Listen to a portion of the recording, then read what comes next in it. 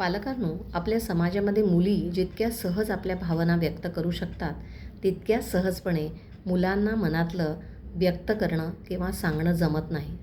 मुली या जात्याच भावनाशील असतात, त्यामुळे व्यक्त होणं हा मार्ग त्या अवलंबतात.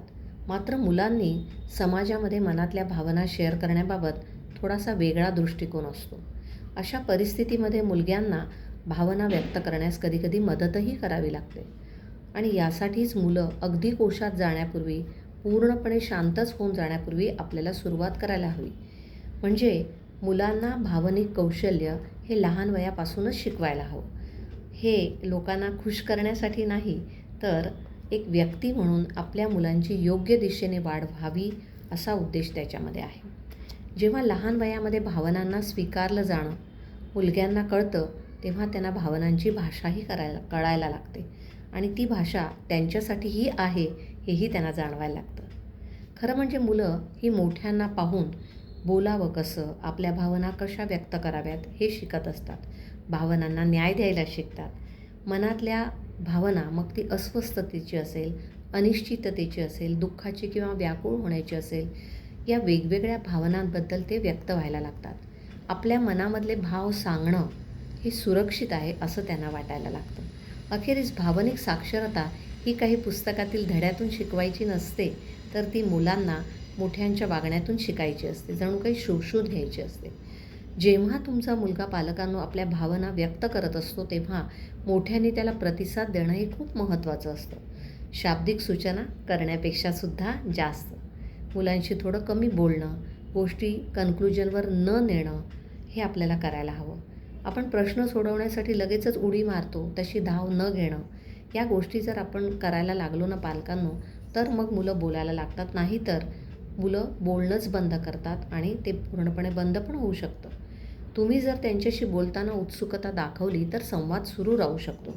अच्छा, मग काय झालं? असा संवादात्मक प्रश्न जर तुम्ही विचारलात ना, तर तो अधिक प्रभावी ठरतो. मुलग्यांना राग ही एकच भावना व्यक्त करण्याची संधी आपण देतो.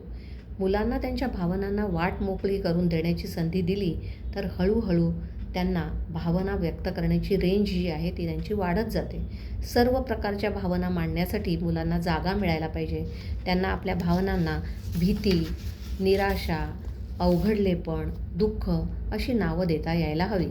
आणि एकदा का भावना व्यक्त करता यायला लागल्या की मग मुलांना त्यांच्या अंतर्मनातून स्वतःच्या वागण्याला नियंत्रित करता येतं.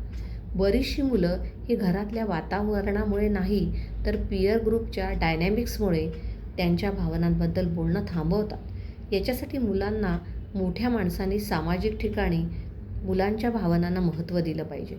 ठराविक गोष्टींना चॅलेंज केलं आणि मुलांना व्यक्त होण्याबाबत डोळ्यात अश्रू येणं किंवा रडू येणं याबाबत संकोच आणि लाज मग वाटणार नाही अशी जागा तयार करणं हे आपलं कर्तव्य आहे. असं केलं ना तर खरंच खूप बरं होईल. मुलांना आपल्या मनातल्या भावना व्यक्त करण्यासाठी सुरक्षितता वाटेल. तुमचं तुमच्या मुलाशी चांगलं नातं राहील. ते व्यक्त होताना जर तुम्ही त्यांना चांगलं समजून घेतलं तर. जज केलं जात नसेल तर मग मुलं बोलत राहतील. भावनिक व्यक्त होण्याने होतं काय की तुमच्या आणि तुमच्या मुलांच्या नात्यामध्ये विश्वास निर्माण होईल आणि मग मुलांबरोबर आपण खेळू शकू, ॲक्टिव्हिटी करू शकू, आपण त्यांच्यासाठी उपलब्ध होऊ शकू. जेव्हा नातं पहिल्यांदा येतं ना, तेव्हा मुलांचं शब्द देखील त्या नात्याच्या पाठोपाठच येतात. म्हणूनच पालकांनो, मुलांच्या भावना व्यक्त करण्याची त्यांना संधी देणं, त्यांना आश्वस्त करणं, समजून घेणं एवढं जमवाच. धन्यवाद.